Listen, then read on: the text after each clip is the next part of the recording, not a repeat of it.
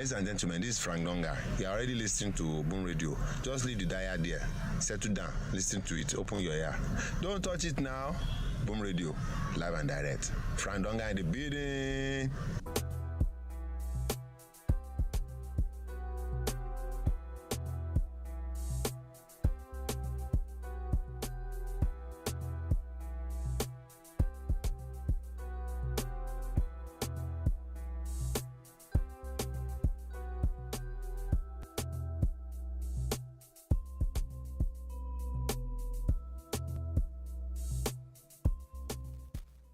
Good morning, good afternoon, good evening. It is Fubara here on your Boom Radio NG.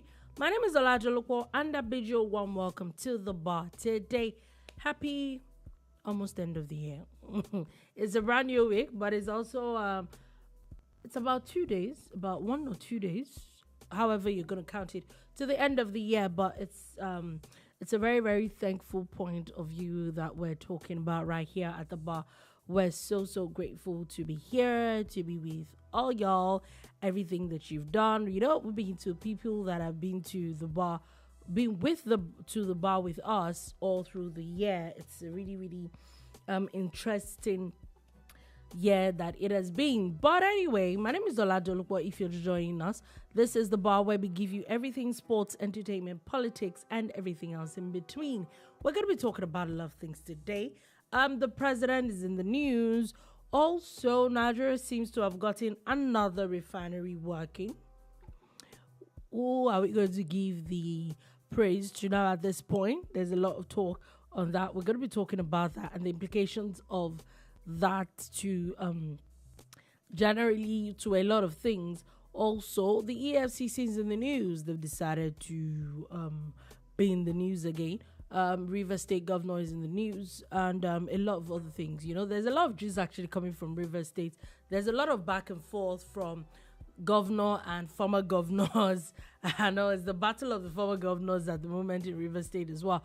But we're going to be here today at the bar discussing that and a lot of other things right here. And with me in the studio is Sola Rogers. Good morning, good afternoon, good evening. How are you guys doing? A few hours to the end of 2024, counting down to 2025 with a lot of hope.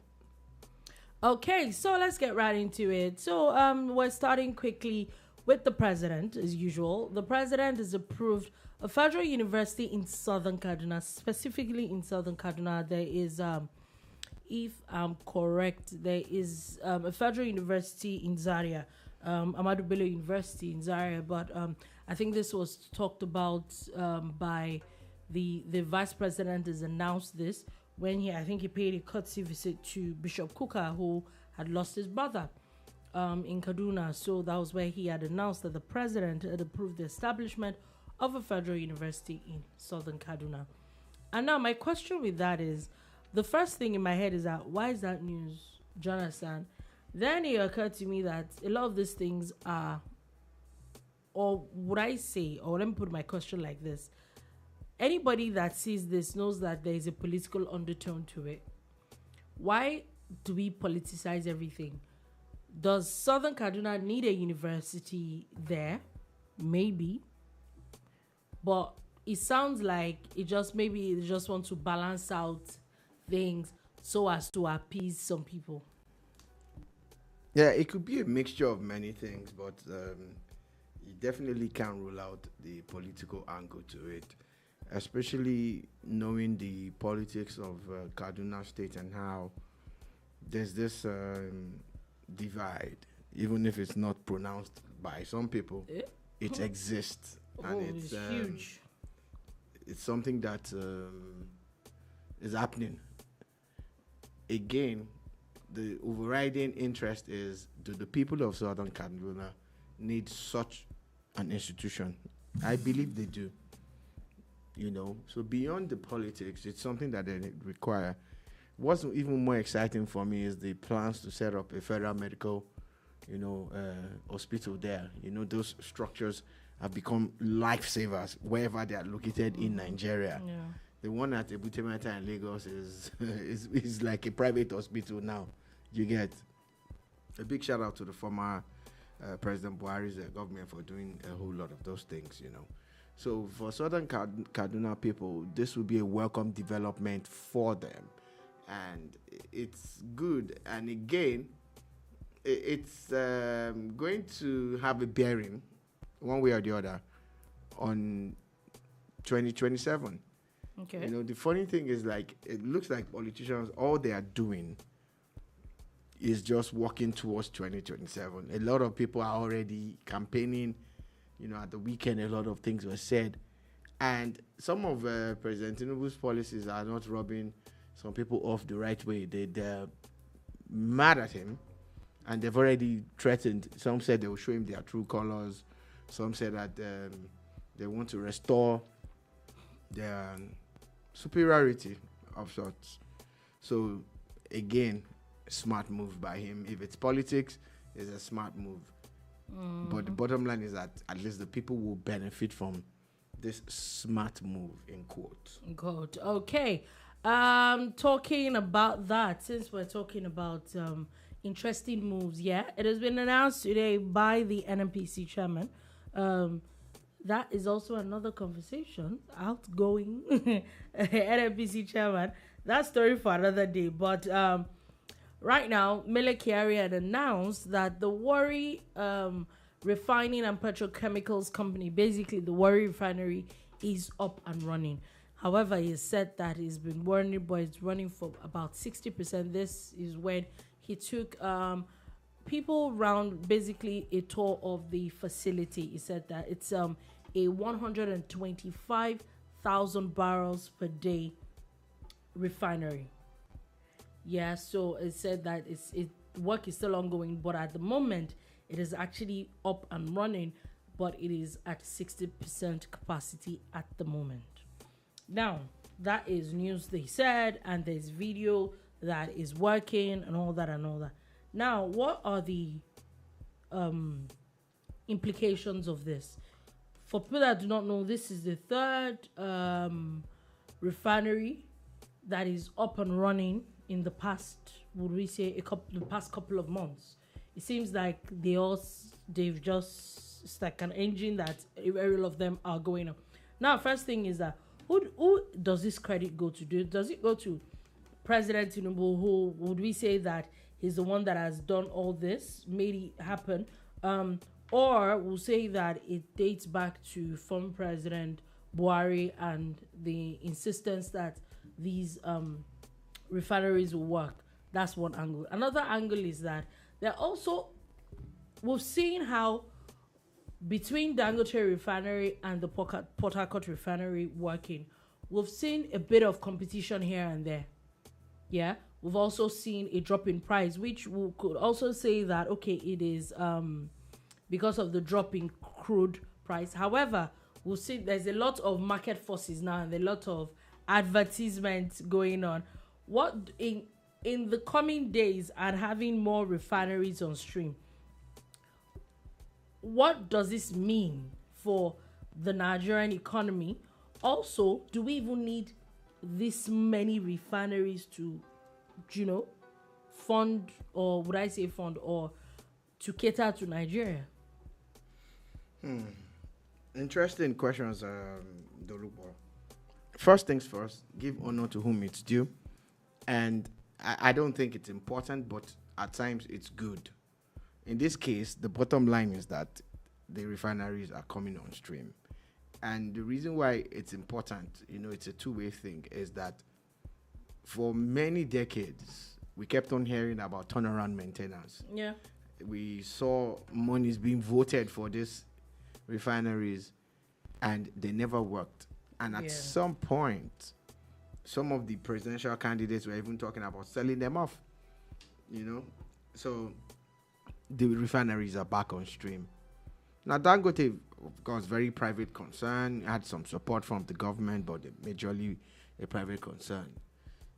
People forget that Nigeria as an entity has shares and investment in Dangote Refinery. Yeah, it does. That was a smart move by the government of Buhari. This Warri one, there are two Warri refineries. One is working fully now. The other one is almost on stream. and boom, Port Harcourt 1 and 2. One is working, Port Harcourt, then Warri is now on stream. Now, Warri being on stream is 60%, which is a beautiful thing, which means in a few weeks' time, they'll be doing 80-90% output, which is close to 100,000 barrels a day. The implications of this is that we're completely out of that fuel importation business forever if these things continue like this. Okay. And what that means is that there are fewer demands on the dollar. There are fewer people chasing the small dollars that we have to say, we want to import PMS, we want to import DPK or AGO or whatever. Now, we have them locally. Now, it doesn't necessarily mean a price crash at the pumps. It doesn't, because the pump prices will be influenced by the cost of crude. And crude will not be sold, even if it's sold in Naira, it will not be sold at the value that we used to expect it to. It will be sold at international value. Yeah, but you know that, just wanted to, I know that it might not be like a drastic reduction, but take for example, petrol is not the same price everywhere in Nigeria. And I'm guessing is mainly because of travel and, distance and all that. You probably get one of the cheapest fuels in Lagos. So if, for example, there is a Warri Refinery and there are filling stations in Warri, does it mean that if we're looking at it, or maybe in Port Harcourt, which is in Rivers State, aren't we looking at a situation where we might just get, or the Kaduna Refinery still starts working, we might also probably get the same kind of pricing in the southwest as in the south now? Pricing will always be a factor of many things. Logistics is important, and that's why you were talking about how pump price in Lagos, or ex-depot in Lagos is lower than the other parts of Nigeria, because it costs more to transport those products from Lagos to other parts of Nigeria. Yeah. So again, it might also reflect that, but it's always nominal to me when you're talking about 5 naira, 10 naira, 20 naira. At times it's a lot, because now I think fuel, take for example NNPC fuel now has dropped to about 925 in Lagos, and I think in Abuja it's about 965. There's about 40, 50 naira difference in pricing when it comes to Jonathan. That's what I'm saying. At times, how nominal is it? Are there the things that we need to actually look into? Okay, so it's nominal for me again. I repeat, because if there is going to be a sharp drop, that we've been buying fuel at 1,001, 1,002, and it now drops 100 or 200 naira, then that's substantial to me. And the reason why I say that is the pump price of fuel in Lagos is not even fixed. Because of deregulation, anybody can sell at whatever price they have now. Oh, yeah. As long as the fuel is verified as good PMS, they can sell at whatever price. Take, for instance, MRS, the brand MRS. They're doing something massive this season in partnership with the Dangote Refinery. And they're selling the same pump price across Nigeria. Oh, okay. So we have quite a number of comments. However, it's not showing here. It's showing at the back end. So let me try and read them. Okay, this is from Facebook. Sorry, the comments are actually on Facebook. So eTouch Africa says, "Hi guys, many universities yet no research findings to help us as people. Even if there are, does the government or private sector fund such research findings? Loads of products of our universities, majorly here in diaspora, engage in odds. Let the products from okay, so now that was about the university. Now he says, let the product from the refinery bear its positive effect on the economy and lives of the citizens. Let's stop giving credits as they have not spent their private funds. If any president does anything, he's not to be praised. Yes, we do need loads of refineries, and this is liberalizing the sector. Imagine if it had been MTN or Celta or what the name of other company by now, telecoms will not be the way it is today. Competition."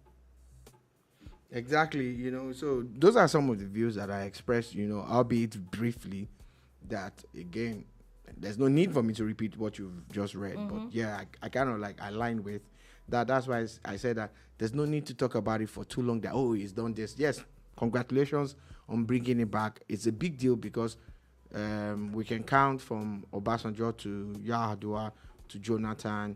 None of them were able to bring back the refineries. I think that. And so, but we shouldn't dwell on it for too long because, again, it's not their money and all of that. But we're happy that they did it. If you look at Africa, you can, of the 40-something or whatever number of countries that Africa has, 54. You cannot count up to 10 countries that refine crude locally. Not all of them even have crude.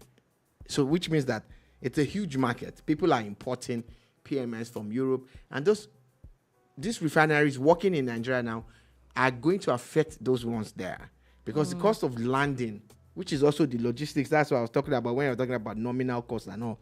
The cost of landing PMS in Nigeria, you can't compare it to the cost of landing it in South Sudan or landing it in as far as Kenya or whatever. So it's probably also even cheaper for other African countries to now buy from Nigeria. Yeah, so that's why I'm talking about that. Look, at the end of the day, this is the kind of ripple effect that we want. But the major one will be the less demand for the dollar.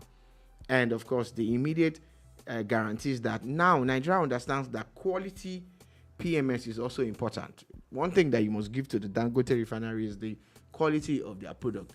And that's the standard that everybody has to match. Everybody has to match, yeah. You understand? So all of those tiny things. And what that does is that your car will go to the mechanic less.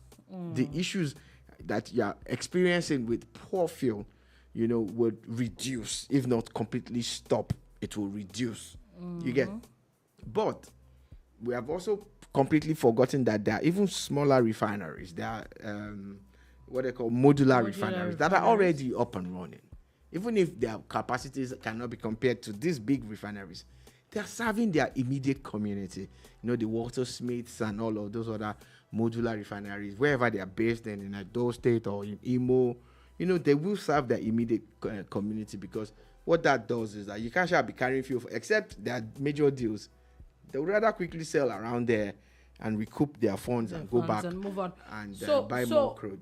Are we going to say that in the immediate, what we're looking at is that if these refineries they keep working from the private to the NNPC owned Warri and Port Harcourt refinery, then the Dangote one, are we, at least one thing we can be sure of is that we will not have fuel scarcity? Yeah, that's a given. Do you get? Again, one of the things that people had erroneously thought was that because of the advent of refineries in Nigeria, at some point people started feeling that those tank farms will become irrelevant. I don't think so. I think that, people can actually buy product and store it now and sell at their own pace, which is also a good thing, which guarantees that even if the refineries run into some kind of itch, the tank farms will still be up with backup. Running. So even if they increase the cost, it won't be like importing still. Yeah. So at the end of the day, basically, what I would say that what these refineries definitely bring is competition, and basically competition is what every market needs. Yeah. Every free market. Free market it definitely is what the free market needs. So we'll see where this is going. Whether we like it or not, I think it's good news though that this is happening. It's something, it's interesting where you literally grew up hearing a lot of things and it actually finally happens. It's actually commendable. Anyway, let's move on from that quickly. Just wanted to put it out there that the National Assembly has set to pass the 2025 budget in February. Okay, maybe that's one of the reasons why they actually decided to extend the 2024 budget for a couple of months so that you're still spending money legally, because you must have a law backing every expenditure or else you're in trouble. Yeah, I'm talking about budgets. Rivers State Governor has now, for the second time, presented his 2025 budget to his three-man assembly.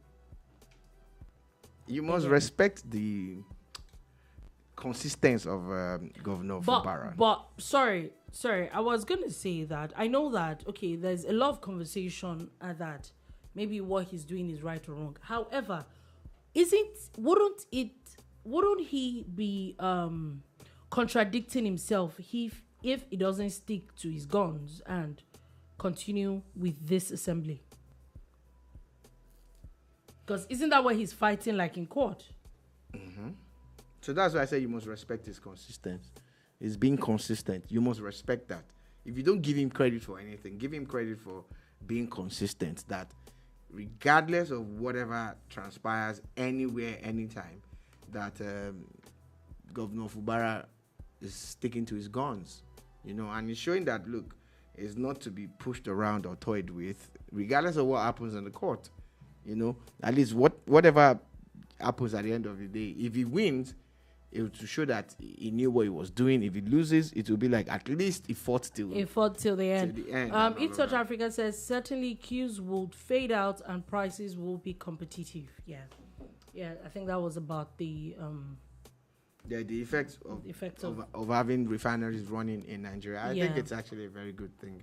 It's a big deal. Even neighboring countries will feel the positive effect of it now. Okay. And, it will trickle. So, like, going back to Governor Fubara, yeah?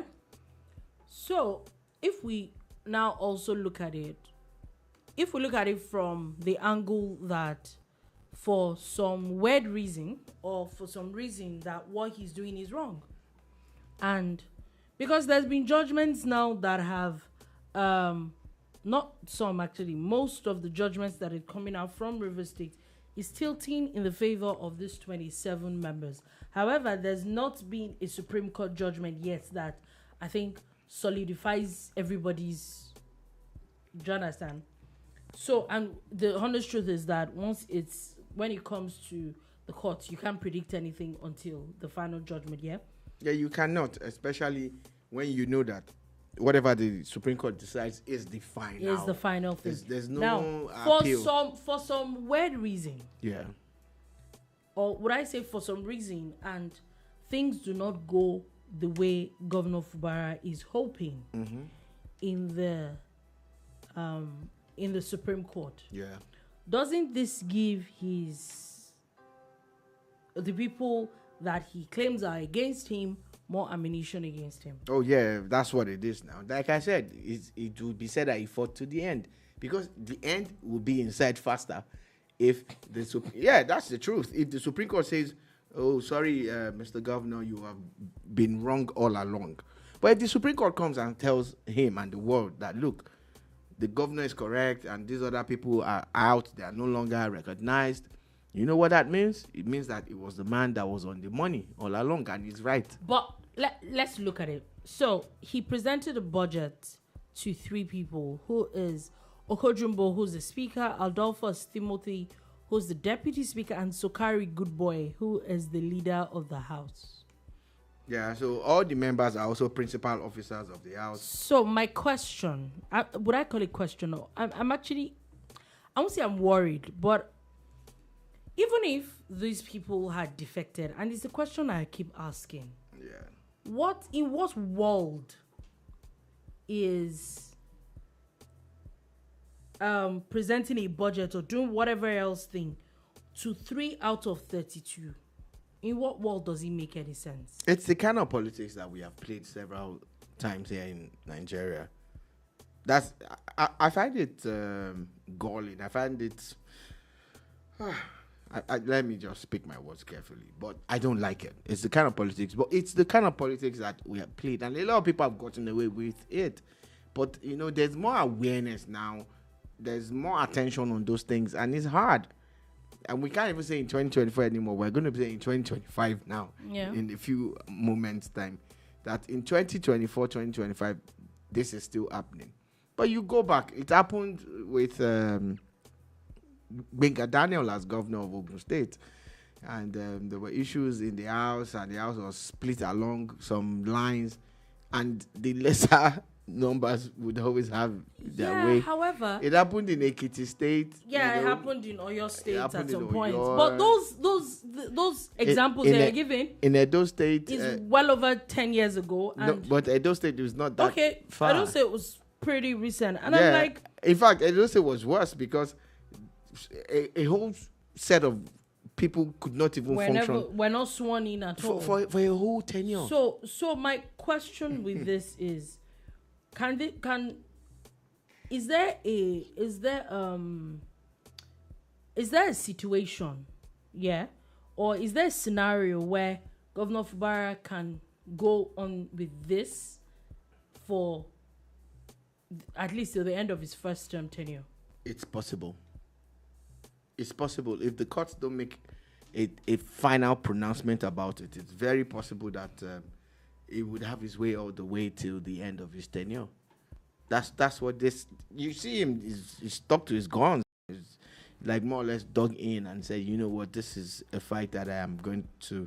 So fight to the finish. Yeah, it's interesting. And still speaking about Rivers State, since we're there's a bit of back and forth that has been happening with former Governor Odili and former Governor Wike. So I saw stories of Odili and even his wife going on about Governor Fubara and how he is here to rearrange things in River State and to deliver River State from the shackles of some people and all that. And of course, trust Wike now. Wike had something to say going on about how who's the person that is, and he went on that who's the person that's kept River State to chokehold, how his wife is this, how his daughter is that. He said the wife is the chairperson of the governing council. Yeah, and how his daughter got an appointment that was supposed to be for his nephew, and how the man has a perpetual injunction and all that. And he went off on former Governor Odili. However, a lot of people have had to say a lot of things back and forth, saying that Wike would not be where he is if not for Governor Odili. He was not supposed to say such things about someone that brought him this far and all that. However, if you're going to attack somebody, and this is something I always say, because someone is supposed to be older or someone did something for you, if somebody did something, and I'm not saying that whatever former Governor Wike said is right or is true. I'm just saying that if he feels that way at the moment, is because he helped him at some point. Does it mean that he shouldn't speak his truth? Okay. Politics is crazy.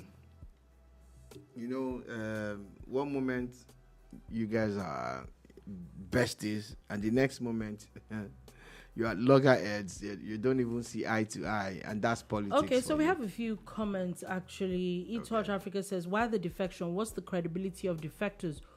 Who are the defectors aligning with? What's the rationale for defections? The fighting is nothing but distractions. Odili or Wike, they're both a bunch of comedy and shameful lots. Okay. Wow. Yeah, I get that. I get that feeling. I get what you're saying, and you know that's one of the things we seem to agree, at least to a large extent. And yes, that's what I was trying to say, maybe in a different way. That politics is funny and strange. That Wike was helped by Odili is not the point. The point now is that they are at loggerheads. Yeah. The funny thing is that the people who are enjoying this and are jumping at it are the ones that will be at the receiving end. If these two make up, because you never can tell with politicians. Yeah. Oh, yeah. So just sit back, relax, and watch the drama. And again, I've said it like a million times here. It is governance that is suffering at the moment because there's too much distractions, there's too much infighting, there's too much, shade being thrown. And how does that help governance? You don't even hear about any work going on now. Maybe there's work going on, but you don't hear about it. What you hear about now is who yapped who and who said what about who or whom. But the thing again is that it's also this situation is also good to a large extent because it's allowing us see the games that they play. That allegedly someone's nephew was going to be chosen as a commissioner and his name was dropped for the person's daughter. You see, this is how high-powered politicians move. And we don't get to hear these things. We just see the list, and suddenly the son of a former governor is now a commissioner. I didn't mention anybody's name. I'm just saying. I'm just saying, you know. This is it. So at times, it's not even about merit. It's just about, at times, the person's uncle. A lot of times. The person's uncle was a former governor. For that reason, they're giving him a slot of 2 commissioners or 3 for him to put whatever names that he wants in there. And how does that help governance? Once in a while, maybe that might throw up some smart Alec that knows a lot about governance and delivering on promises. But a lot of times when you bring people in because it's a slot and they might end up not delivering. Yeah. So who suffers? Who suffers at the end of the day? So Eat Touch Africa says, imagine the time you have allocated to talking about the emptiness. In life, someone would help another person. Imagine if the Supreme Being begins to say, oh, I help you, so you must be doing something especially for him. Okay, so I'm guessing he's talking about the story about because I helped you does not mean that. Do you understand? That's my point. My point is, I also think that this Wiki and Odili thing is, I won't call it a distraction, but because whether we like it or not, if one is very, very honest, it's definitely linked to what is happening in Rivers State. So we will not call it a distraction because it looks like it is the people of Rivers State that are the receiving end of this. However, something needs to be done. I think that the judiciary needs to look into this matter that is happening in Rivers State, and in the Supreme Court needs to finally sit on this matter and have a judgment as soon as possible. Because I think that on whoever's side this falls on, it's not about whoever's side it falls on. It's about moving forward. What's the way forward? Is Governor Fubara and the 3-man assembly right? Are the 27 others right? Let's know and let's move on. So find a way forward, because I think at the moment is the judiciary that is causing all this back and forth. Yeah. Well, we wouldn't say they are causing it. We're just hoping that, I don't think they are causing it. They are. I just think that it's a lot of time wasting. The process of adjudicating on this is long. It's taking too long. It is taking too long. If it could be faster, if the turnaround time was faster, then we would find out quickly, the real situation of things in Rivers State. But they're not the ones causing it, because it's we know the major players and they're all at each other's necks. Yeah. Eat South Africa says, Dolu, it's a big distraction and disappointment in governance. Do you imagine the legal fees? That's what I'm saying. I like I said, I don't think it's a distraction. I just think that people just need, because at the moment, I think it's a distraction. Whatever happens in the Supreme Court, even this orderly weekend back and forth, puts everything to bed. Okay, but isn't that a distraction at the moment? Like I said, I pointed something out, Dolupo, and I was hoping you would use that to say if it's a distraction or not. When was the last time you heard that a project was being commissioned or being flagged off in Rivers State? That's what I'm saying. So now work has to go on. That's why I said Is that not the distraction? Everything. Okay. That's the distraction we're talking about. Everything is just a distraction. It's just complete waste of time. That's why I said that is the distraction. That waste of time that you are talking about is the distraction that we are referring to. The judiciary needs to do something about it and do something about it fast. I know that I think houses of assembly and all that is also under the jurisdiction of the House of Representatives. If they're going to weigh into it, this thing should not go past the first quarter of 2025. Time is going. States are doing a lot, and that's the honest truth. There's been an announcement that remember that Rivers State still has local government issues. From January, the federal government has announced that they're going to start paying councils directly. So remember that issue is still there. People are still, local governments are not going to get paid in Rivers State as well. That's also issues in the courts that also needs to be sorted. So that governance actually starts and people actually have a lot of things to hold on to. Wasn't there a pronouncement about the local governments getting paid in Rivers? I think it went the way of the governor or something. There was one pronouncement about that. It's just an injunction. However, everybody's supposed to maintain status quo. The federal government had said they were sticking with what the Supreme Court said, and until there is an official judgment to that effect to change that, which I'm not sure there will be a judgment against the Supreme Court. There would, I think, what the case is if they were supposed to conduct those elections or not. That's the issue of the court now. So, but the federal government is saying that since there's no judgment to that effect yet, everybody is going to get paid. The people that will get paid. Remember, there's also that same issue, I think, in Kano State as well. So we definitely will see. But I think that at the moment, the judiciary needs to look into these matters, wade into these matters, give prompt judgments so that things can move on quickly. And like we said, we know that the amount of what's it called, development that is happening in a lot of states. If you're not careful, the whole world will leave you people behind. eTouch Africa says we all know better, especially after Dele's book that distraught the almighty Afebabalola and others. Oh, okay. Anyway, moving on from that quickly, EFCC, the court has now granted EFCC the order to freeze 24 bank accounts across different banks over terrorism financing allegations. There's something that I was talking about. I had to go dig it up. Before you bring up the EFCC matter, there's a judgment that has been discussed on November 23rd, 2024 in the Business Day.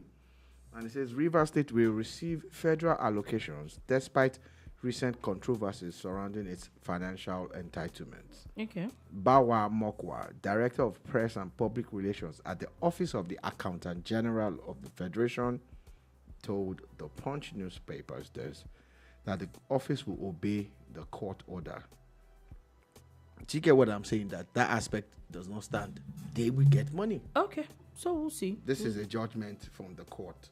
You know, that the Federal High Court on the 30th of October directed the Central Bank of Nigeria to withhold further monthly allocations to Rivers State. You get then however, Rivers State appealed the judgment. You know, and meanwhile, the Court of Appeal in Abuja on Thursday nullified the judgment of the Federal High Court in Abuja. You know, so. All right. Now moving on from that quickly, like I said, the EFCC, the court has now granted EFCC an order to freeze 24 bank accounts linking them to a kidnapping syndicate.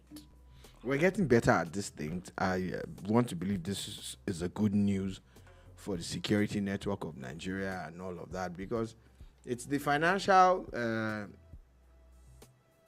incentives and the financial income, more or less, that's the driving force for this. These things. And so if it's harder for them to get money and the monies can be tracked, you know, we might be able to reduce the issues of this terrible kidnapping that has really become a terrible industry in Nigeria.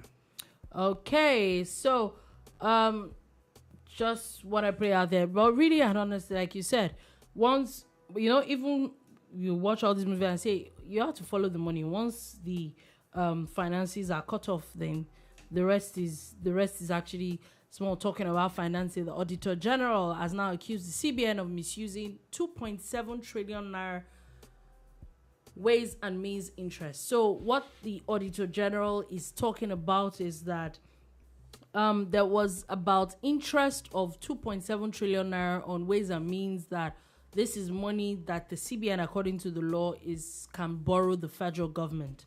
And on those interests, as far back as I think 2021, now that they were just dishing out money.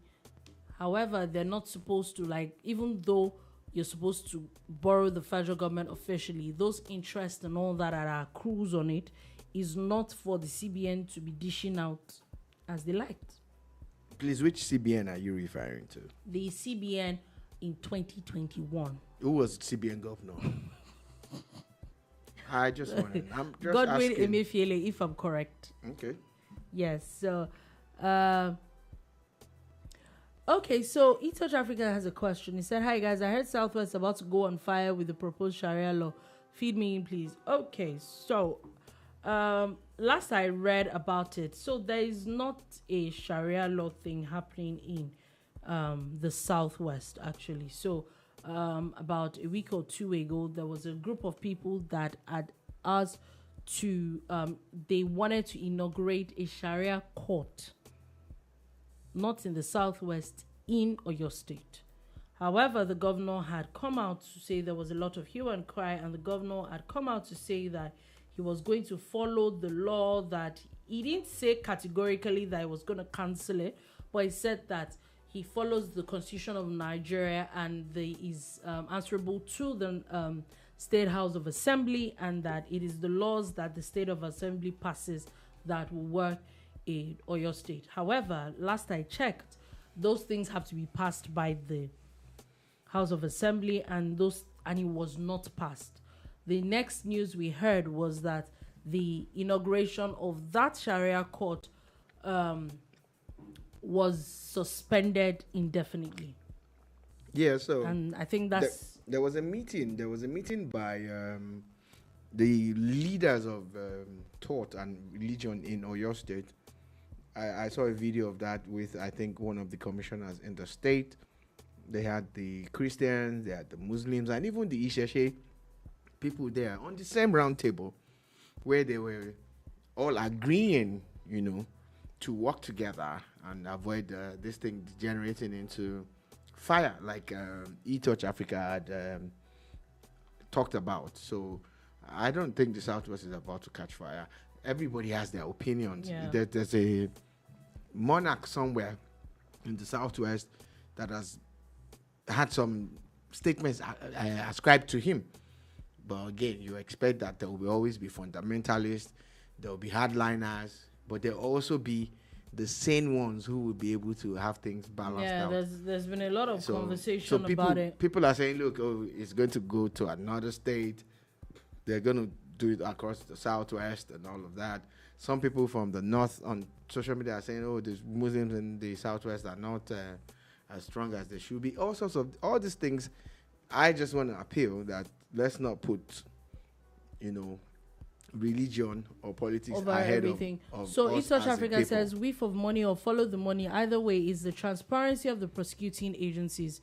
I agree with you. No going back on Sharia law. It has come to stay in Southwest. Islamic leader insists. I think, like SR had said, anybody can say whatever it is they want to say. I don't see the Sharia law thing working in the Southwest, at least not at the moment. And why I say so is because there's also the conversation where some things, it's not only some certain people that live in a certain area. I'd even seen a headline a few years ago where a governor had said that he had regretted allowing Sharia law in the state. That's the state in the north. And I think that whether we like it or not, be it Christians, be it Muslims, be it traditional worshippers, I think Southwesterners who are predominantly Yorubas have a liberal way of doing things compared to a lot more people. I think they're a little bit more liberal. So I think it's going to take a while, or I don't see that happening because there's a lot of, it's a very touchy subject. There's a lot of opinion about what it has helped the North achieve, the states that have it, what it has achieved, what it has not. There's a lot of back and forth. And honestly, I don't think any state or any governor wants to probably put themselves in that situation in that, because if you're not careful, it could degenerate with a lot of insecurity and all. So I don't see it happening, but that's my opinion. We'll see where it is going too. But I also think that people just have their opinion, and you can do, like I say, whatever it is they want to say, really, at that moment. Okay, so moving on from that quickly, Isale-Eko Descendants in Lagos State, they have a union. Isale-Eko Descendants Union has unveiled there's a job database for indigenes. They're saying that people can come and advertise on that platform, and people could also get employed. Anything that leads to, reducing the number of the unemployed people in Nigeria is welcome by me. I think it's a good initiative. I know there's going to be the political angle to this. People are going to criticize and say, oh, why are they giving jobs only to indigenes and all of that? But that's not what it is. At the end of the day, we're talking about job creation. Yeah, there's a chunk of people that are also off the labor market. Also, telcos, telecommunication companies are threatening to cut service over rising costs. So they're saying that the federal government is not allowing them increase tariff of calls and data, but they're saying that the cost is getting really, really expensive, and they're planning to cut people off because the federal government is not allowing them increase. They're going to cut people who are paying for service off. Yeah, that's what they're saying. I'm right. talking about service. Says the Nigeria Civil Aviation Authority, the NCAA, has now directed airlines to provide food, accommodation, and rerouting options during flight disruptions. So what they're saying now is that not only are you going to compensate people for the things that is happening, you're also going to make them comfortable for the inconveniences that you give them as well. Finally, we're following through with the right talk. I hope that there'll be the right action alongside with it.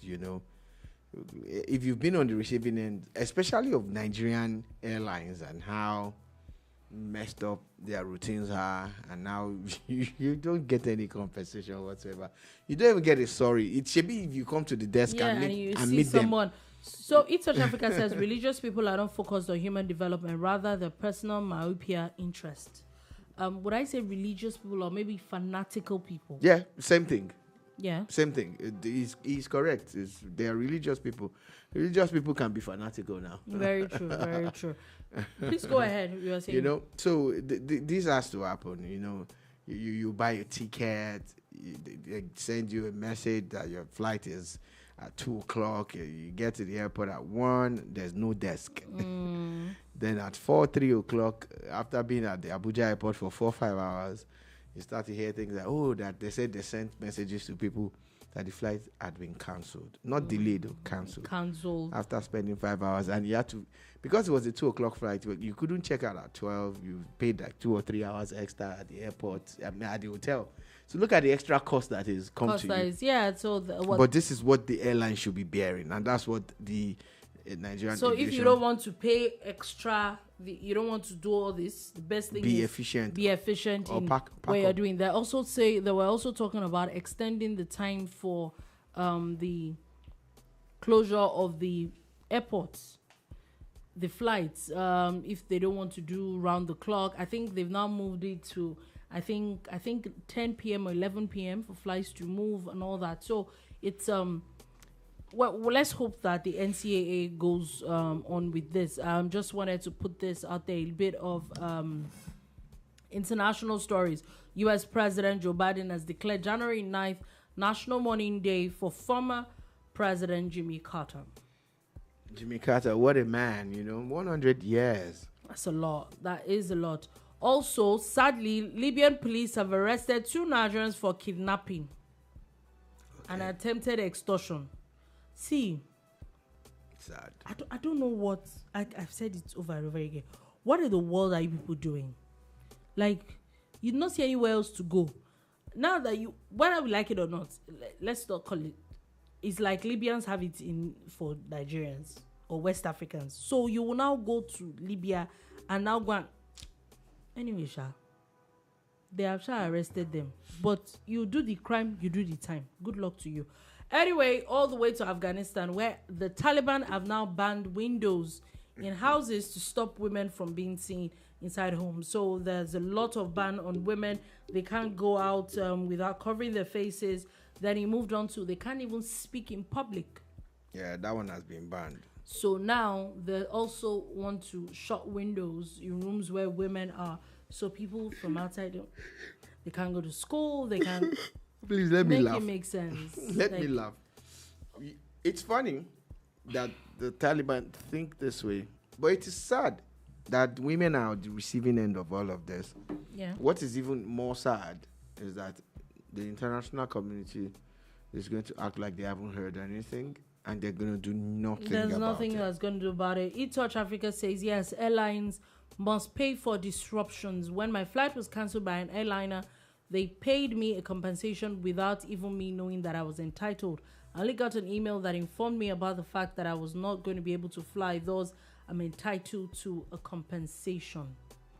And that's the way it should go. Yeah, you're disrupting people's lives, basically. So anyway, Sha, that's the new update from the Taliban.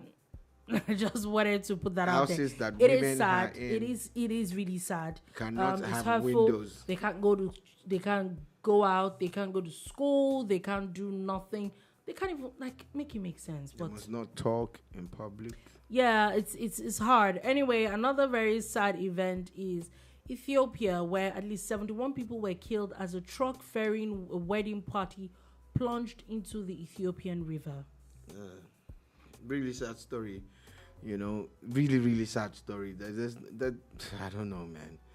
Where do you even start from? Yeah, it's Where horrible. do you start from? You're talking about generations of people and families and all of that, all lost just one fell swoop. Just one. It's horrible. It's horrible. Now, quickly before we go, let's do a bit of sports and a lot of things that happened over the weekend. So, for the first time in about 6 years, Nigeria has officially qualified for CHAN.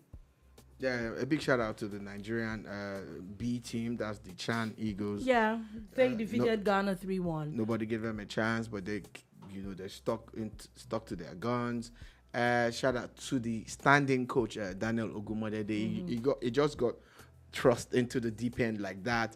He coaches Remo Stars. He's supposed to be an assistant coach to the Super Eagles team. That's a lot of work. From assistant coach, the acting coach was nowhere to be found. He had some other things to go sort out. So the man became he had to interim the interim of the interim coach. Yeah, he and his friend also helped out, the coach of Enugu Rangers. And together, they got the results. Together they got the results. Shout out to all the Nigerian players. They definitely got the results. Charlie, this Jollof mouth battle, man. We're winning. It's serious. I actually do feel for Ghana at this point. This is the first time they're not going to CHAN. They're not going to AFCON. It's not a good time. Yeah. That's Nigeria is going for both. It's not a good time for you.